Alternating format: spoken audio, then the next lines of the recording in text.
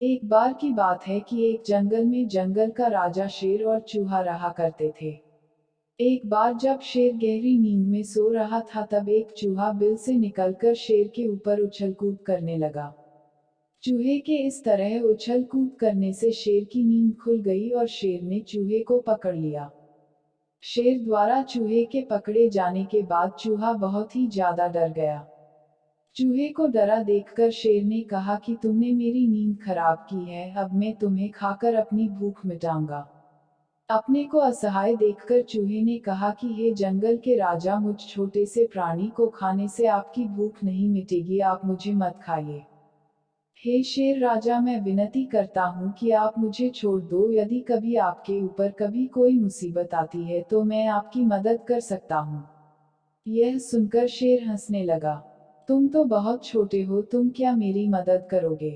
तुम्हारे विनती करने पर चलो आज तो मैं तुम्हें छोड़ देता हूँ, लेकिन अगली बार ऐसा करने पर मैं तुम्हें नहीं छोड़ूंगा। यह कहकर शेर ने चूहे को छोड़ दिया। कुछ दिन के बाद जब शेर खाने की तलाश में जंगल में भटक रहा था तो तभी शेर एक शिकारी द्वारा फैलाए गए जाल में फंस गया।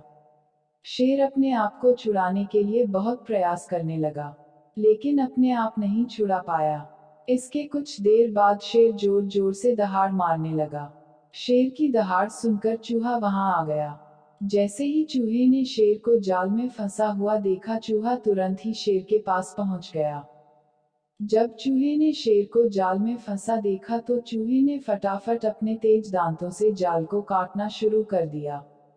कुछ देर के बाद चूहे ने पूरा जाल काट दिया। जाल काटने के बाद शेर आजाद हो गया।